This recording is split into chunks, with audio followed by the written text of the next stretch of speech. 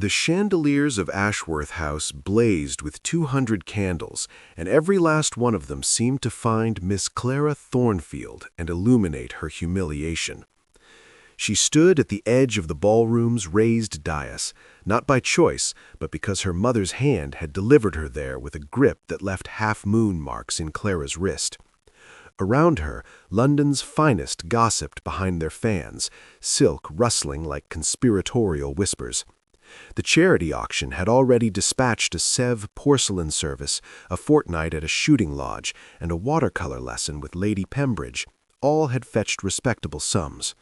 Then the Baron, her father, rose from his chair and beamed at the room with the practiced warmth of a man who owed everyone money. "And now, ladies and gentlemen, something rather diverting," he announced. "My youngest daughter, Miss Clara Thornfield, offers herself as a botanical tutor for the season. She is," he paused for the laugh he knew was coming, "quite enthusiastic about weeds." The room obliged him. Titters cascaded from the gallery. Clara's two older sisters, Beatrice and Maud, pressed their gloved knuckles to their lips and looked away, not out of shame, but to conceal their delight. Clara kept her chin level. She had learned, over 24 years, that the safest posture in her family's company was a kind of dignified immobility. Like a plant in poor soil, she had long since stopped expecting nourishment from this ground. She simply endured. The auctioneer, a cheerful man named Mr. Pringle, who had not been warned what he was selling, cleared his throat. "We open at £10. Do I hear 10? Silence. 5, then? More silence. Then from the back, a single dry voice, 2. Fresh laughter. Clara felt the heat climb her throat. £2, gentlemen, for a season's worth of botanical instruction. Surely someone. 3. Her cousin Edmund.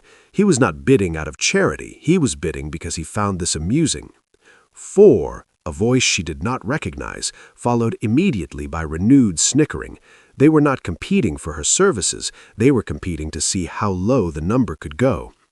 The bidding stalled at £5. £5, less than the price of a decent pair of gloves. Mr. Pringle wiped his forehead. "Going once, £1,000. The voice came from the far left of the room. It was not loud, but it had a quality of absolute finality, like a door closing. The laughter stopped as though a hand had closed around its throat. Clara turned. The Marquess of Blackthorn stood near the tall windows, still half in shadow, a glass of untouched claret at his side. She knew him only by reputation, a stern widower of 23 years, possessed of an ancient title, a vast Yorkshire estate, and a face that discouraged conversation. He was not a man who attended charity balls as a rule. He was certainly not a man who bid at auctions. Yet his bidding paddle was raised. Mr. Pringle's voice, when he recovered it, was barely above a whisper. £1,000. Going once, going twice. The gavel struck wood like a pistol shot. Sold. The ballroom remained in stunned, airless silence. Clara stood on the dais with her heart hammering against her ribs, acutely aware that every eye in the room was now moving between herself and the Marquess with the avidity of those watching a very unexpected chess move. Lord Blackthorn set down his glass and crossed toward the dais at a measured pace. He stopped before her, regarded her with dark eyes that revealed precisely nothing, and said, "I purchased your talent, Miss Thornfield, not a joke." Then he turned to her father, produced his card, and walked away. Chapter 2. The Terms. Clara had not slept.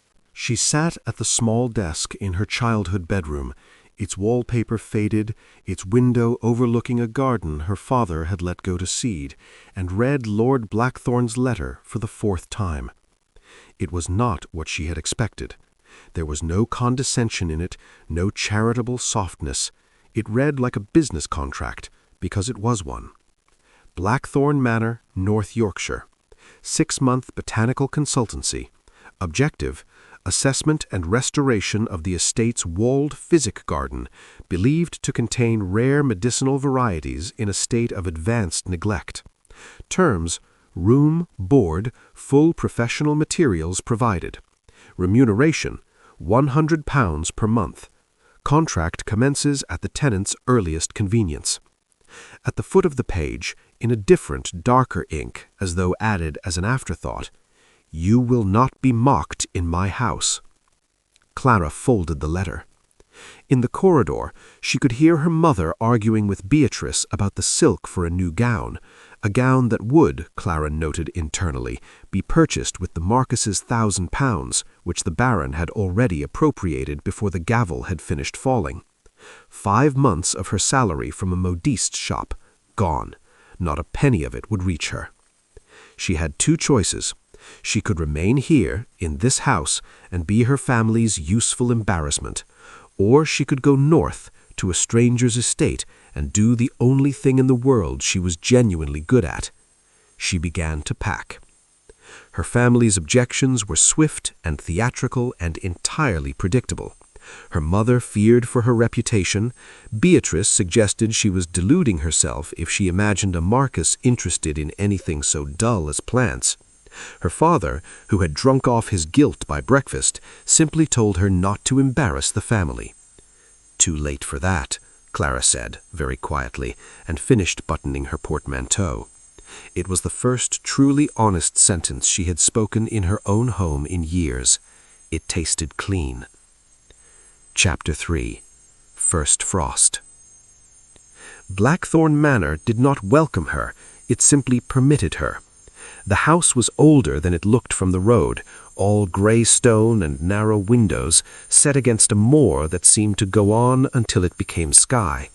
The housekeeper, Mrs. Doyle, a solid woman of 50 with an expression suggesting she had seen worse arrivals than this, showed Clara to a comfortable set of rooms in the east wing and informed her that the Marquess dined at 7, kept his own hours, and did not appreciate unannounced intrusions into the study.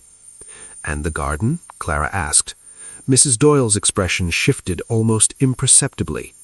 "Through the east gate. Mind the far wall, the stone's loose. His lordship has not been in there for 3 years." Clara went that afternoon. The walled physic garden was perhaps half an acre, enclosed in limestone that had begun to crumble at the northern corner. It had been once magnificent.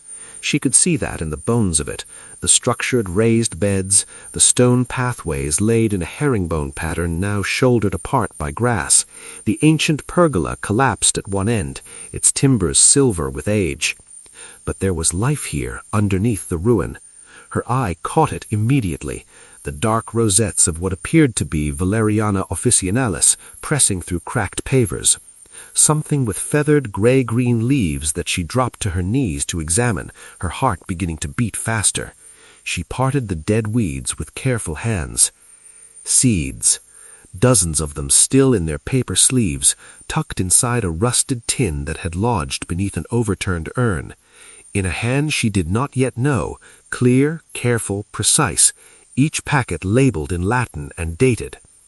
Elecampane, Angelica Angelica, Digitalis purpurea, with care. The dates were 3 years old. His late wife. It had to be. Clara sat back on her heels in the thin Yorkshire sunlight and felt the weight of what she had been hired to do settle properly on her shoulders for the first time. This was not merely a restoration project. It was an unfinished conversation between a dead woman and the world she had left. She pressed the tin carefully to her chest and carried it inside.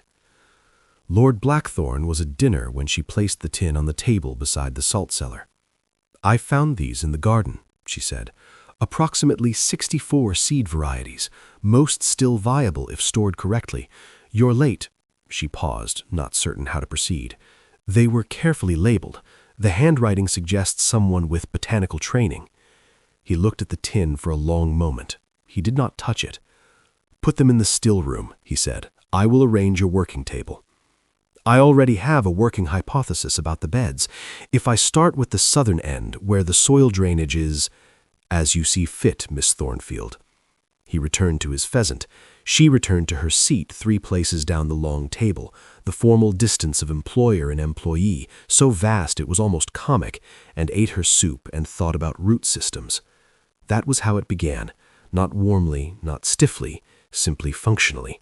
She worked from first light until late afternoon, cataloging, testing soil, making meticulous watercolor studies of each rediscovered plant. Her brushwork was the one area of her life in which she had never doubted herself. The illustrations she produced were precise enough to serve a medical text, delicate enough to hang on a wall. She left one on his desk at the end of the second week, a portrait of the angelica seedling she had coaxed into sprouting, rendered in soft greens and yellows against cream paper. No note.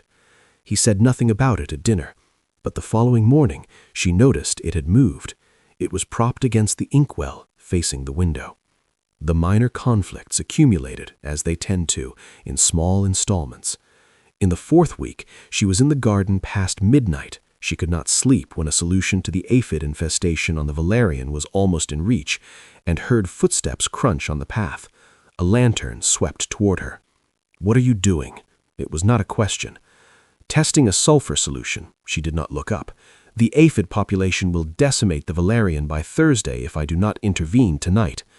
Silence. Then, "I saw a light from my window," I assumed. "Theft?" She looked up then. His face above the lantern was impossible to read. "The plants are not particularly portable, my lord." A pause so long she began to regret her sharpness of her tone. "You need a better lantern," he said, at last. "That one will give you a headache." And he left her to it. The next evening, a new oil lantern appeared on her work table. It was a good one. Things shifted incrementally in the way that seasons shift, not by announcement, but by accumulation of small evidences. He began to appear in the garden in the late afternoons, standing well clear of the beds she was working, reading correspondence. He did not help. He did not speak usually, but he was there. She discovered the reason for it one gray Tuesday when she came around the pergola and found him standing very still at the center of the garden, his head slightly bowed, his lips moving soundlessly. He did not hear her. She stepped back behind the wall and waited until his footsteps receded toward the house before continuing her work. She told no one what she had seen. It was not her grief to speak of. Her herbal preparations had begun, in the meantime, to make a practical difference. She had noticed early that he carried his right shoulder with a controlled stiffness, an old riding injury, Mrs. Doyle confirmed, that flared in cold weather. Clara had begun, without advertisement, to leave a small stoneware jar of her own compound, willow bark, arnica, clove oil, in a beeswax base, on the tray with his morning tea. He had not asked what it was. He had also not stopped using it. It was in the 8th week that the letters from his cousin arrived. She did not read them, she would not, but she could not avoid the atmosphere that followed each delivery. Doors closed with particular emphasis, a certain rigidity at the dinner table, answers given in shorter syllables than usual. Whatever the cousin wanted, it was not friendly. "Is everything all right?" she asked one evening before she could stop herself. He glanced at her as if she had asked in a foreign language. "Perfectly. It is only that you have not eaten your fish for the past 3 evenings, and you are gripping that fork as if it owes you money." Another of those long silences. Then, against all expectation, the corner of his mouth moved. Not quite a smile, but something in the neighborhood. "My cousin," he said after a moment, "believes the estate should belong to him. He makes his case periodically." "I see." She picked up her own fork. "Do you require a solicitor or simply someone to feed you a proper dinner?" This time the pause was different, quieter. "The dinner, I think," he said, "for tonight." She nodded and called for the fish course to be removed and something warm to be brought instead. It was a small thing, but small things were how gardens grew. By the 4th month, the walled garden had been transformed with the discipline of someone who understood that restoration was not the same as renovation. Clara had not tried to make it something new. She had coaxed it back to what it had been. The raised beds re-edged, the paths relaid, the pergola given a skeleton of new timber while its original bones remained. The southern quadrant was the furthest along. Lavender, sage, and lemon balm in productive rows, the elecampane rising to her shoulder in a great feathered column.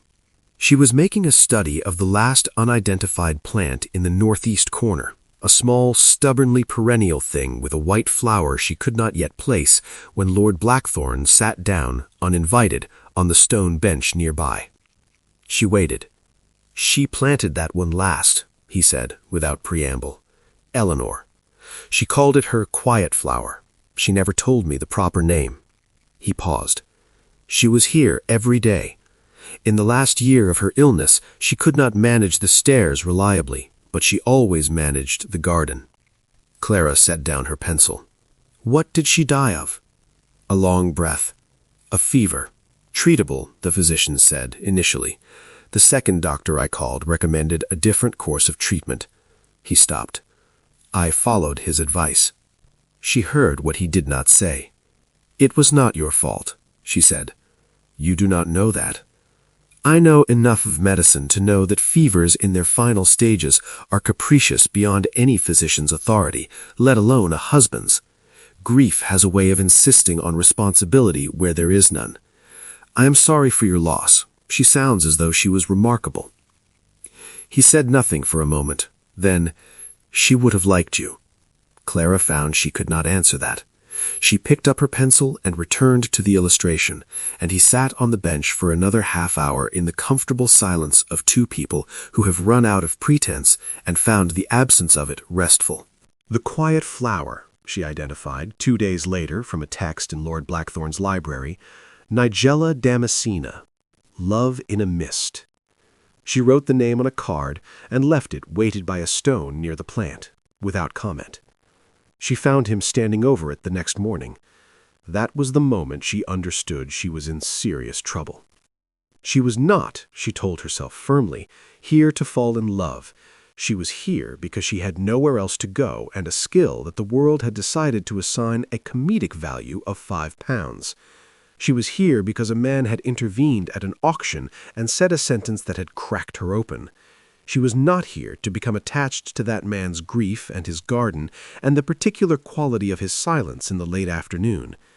She packed her feelings with the thoroughness of a naturalist pressing specimens, acknowledged them, labeled them, and placed them carefully between wax paper where they could not cause damage. She was not entirely successful. The letter from her father arrived on a Thursday morning and sat unopened on her desk for 3 hours before she had the courage to read it. It was not, as she had half hoped, an inquiry after her health or a belated expression of paternal sentiment. It was a demand. The Baron had been exposed. A charitable committee, reviewing the accounts from Ashworth House's spring ball, the very ball at which Clara had been auctioned, had discovered a discrepancy of £400. The funds, intended for the Foundling Hospital, had instead covered 2 of Edmund's gambling debts and a new carriage for Beatrice. The matter was days from becoming public scandal. The Baron's solution was Clara. He wanted her to break her contract with Lord Blackthorne immediately, return to London, and present herself as a witness to a set of alternative accounts he intended to fabricate. Her presence would lend the story credibility. Her compliance was not phrased as a request. "You owe us this. Without the family name, you are nothing." Clara read the last line twice. Then she folded the letter, walked downstairs, and knocked on the door of Lord Blackthorne's study. He was at his desk. He looked up. "My family," she said, "has committed fraud. They wish me to return and participate in their cover story. I am not going to do that, but I thought you should know, as it may attract attention to the matter. I apologize for the inconvenience." She turned to leave. Clara. It was the first time he had used her Christian name. She stopped with her hand on the doorframe. "Sit down," he said. She turned around. His expression was no longer closed. It had opened somewhere, not into softness exactly, but into something careful and intent. He set down his pen. "Tell me everything." She told him. It took half an hour, and she told it as she did everything else, precisely, without self-pity, looking steadily at a point just above his shoulder. She told him about the borrowed gowns and the sisters' cruelties, and the 5-pound bid and the half-moon marks on her wrist. She told him about the society visits used to secure introductions for Beatrice, and the modiste's wages that had vanished into her father's pocket, and the letter on her desk that called her nothing. When she finished, the study was very quiet. "I see," said Lord Blackthorne, in a voice she had not heard from him before. It was level, but underneath it was something with edges. "I am not asking for your intervention," Clara said quickly. "I only—" "No," he stood up.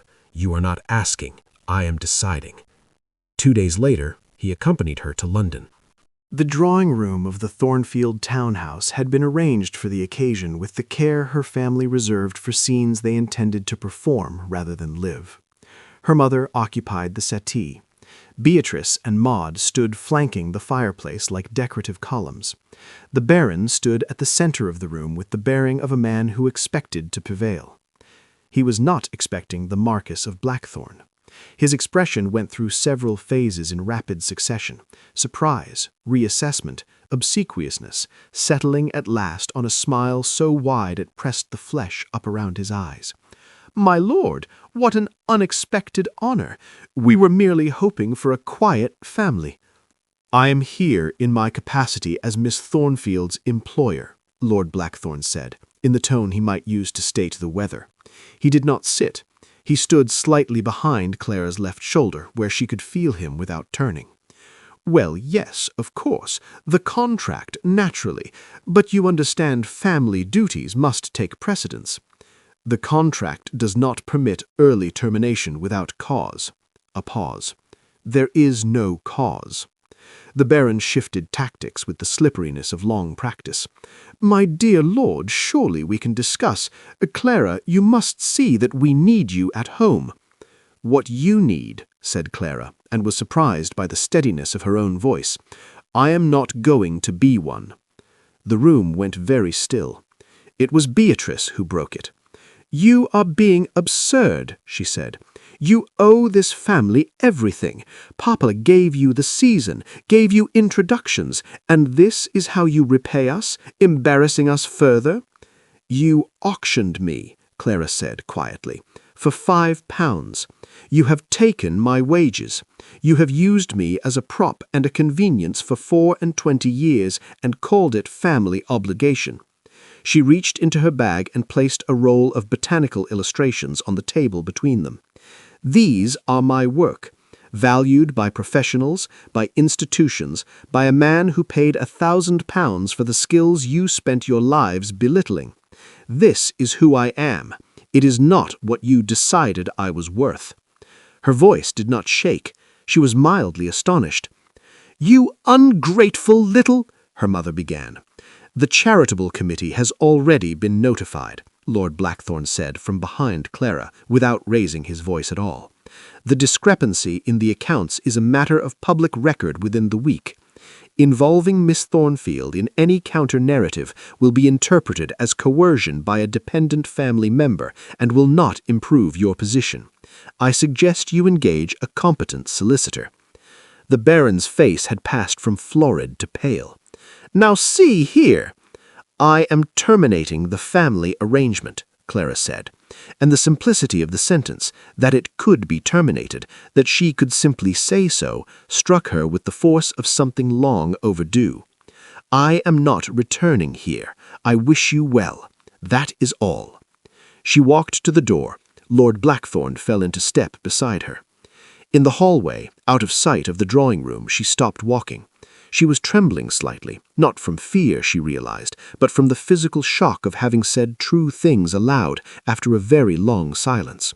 She pressed one hand flat against the wall. He was beside her immediately. He did not touch her. He simply stood close enough that she could feel his steadiness, like standing near something large and unmoving while the wind moved around it. "Well done," he said, very quietly. She exhaled. "I don't know what I was so afraid of." "You weren't afraid," he said. "You were waiting until you had enough to stand on." A pause. "You have had that for some time." She looked at him then. Something passed between them, not the first something, but the first one neither of them declined to acknowledge. They returned to Blackthorn Manor on a Friday evening, with the last of the autumn light laying long shadows across the moor.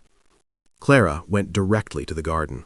She didn't know why, exactly, except that it was the place in the world that felt most like herself, the place she had built out of ruin over 5 months, the place that had returned the favor by, quietly and without fanfare, rebuilding her. She walked the paths in the fading light, touching the herb tops absently, breathing the cold air that smelled of sage and earth and the approaching winter. She was deadheading the last of the lavender when she heard his footsteps on the stone path. He stopped in the center of the garden, the same spot where she had found him talking to Eleanor, and she waited for him to speak first, because she had a sense that what came next required him to get there under his own power. "I have been conducting an internal argument," he said at last, "for approximately 2 months. "I know," she said. "You lose 3 moves out of 4. You went for the lantern." A pause. "What?" "The oil lantern. The first time you made a decision based on caring what happened to me rather than what I was professionally useful for." She smiled, though he couldn't see it in the dark. "I noticed." She heard him exhale. "My contract ends in 3 weeks," she said. "I have been making provisional arrangements. There's a botanical society in Edinburgh that I would like to offer different terms." She set down the lavender and straightened. "What terms?" He crossed the garden toward her, picking his way between the beds with the familiarity of someone who had been here every day, which he had, she realized. At some point, without announcement, he had started spending his evenings in the garden when she worked there. He stopped an arm's length away, and in the last of the light, she could see his expression clearly for the first time without the careful armor he wore in the house. "I am not graceful at this," he said. "I have not been—" He paused. "When Eleanor died, I decided that I had forfeited the right to try again, that the careful management of a household and an estate was sufficient life for a man with my record of harm. Your record of— Damien." The name came out before she chose it, and she saw him still at the sound of it. "You did not harm her. I told you. I know what you told me. I have been arguing with it for 2 months. He looked at her steadily. "You win the argument." Clara felt something unknot in the center of her chest. "The garden is yours," he said. "I would like you to stay and continue its care. I would like—" He stopped, started again.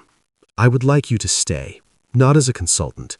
I would like to be married to you, if you are willing. I am aware I do not present as an easy prospect." "You replaced my lantern," she said. "You sat on a cold stone bench in November and talked to me about your wife. You have not called me Miss Thornfield in 6 weeks. You came to London and stood behind my shoulder without being asked." She took a breath. "You are a great deal easier than you think." He reached for her hand, deliberate, careful, as if she were one of her own rare specimens, something he did not wish to damage by haste. His grip was warm. "It was not only the garden you brought back," he said. The words were quiet, stripped to their essential weight. She did. She had understood it for weeks. She had pressed it between wax paper and labeled it and done her level best not to look at it. She looked at it now. "Yes," she said. He bent his head and kissed her, there in the center of the garden, between the elecampane and the lavender, while the first frost of November settled silently on everything around them and did not trouble them in the least. The Blackthorn Manor Medicinal Herb Exhibition opened on the 14th of May, and every horticultural society within 100 miles sent a representative. The walled garden had been transformed over the winter into something that could only be called a small wonder. Clara's planting scheme ran in seasonal rotations through the 4 quadrants, each bed labeled in her own hand, each variety catalogued in the illustrated journal she had been maintaining since October. The journal itself was currently attracting inquiries from the Edinburgh Botanical Society, the Royal College of Physicians, and a publisher in Paternoster Row who had written twice asking if she had considered turning it into a book.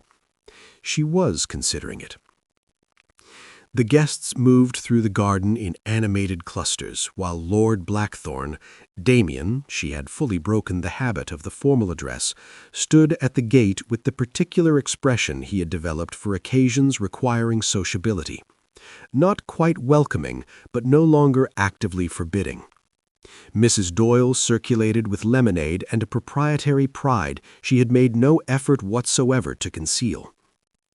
Clara was near the north corner, explaining the medicinal properties of elecampane to a very earnest young physician when she saw it. She excused herself. The love in a mist, Nigella damascena, Eleanor's quiet flower, had unfurled its first bloom overnight, small and intricate as a whispered secret, white petals laced around with the delicate filaments that gave it its name. In the months since she had identified it, she had tended this plant with particular care, watching it gather itself back from near extinction, season by season. She crouched down to look at it. Footsteps on the path. She didn't need to look up. "It opened," she said. Damien crouched beside her, close enough that his shoulder touched hers. He looked at the small white flower for a long moment. "Yes," he said. Not another word, but she felt him reach for her hand, and she felt something she had spent 24 years being told by implication and by auction that she was not worth, feel, without ambiguity or qualification, entirely and properly at home. The frost of autumn was months away. The garden was alive. The morning was full of light.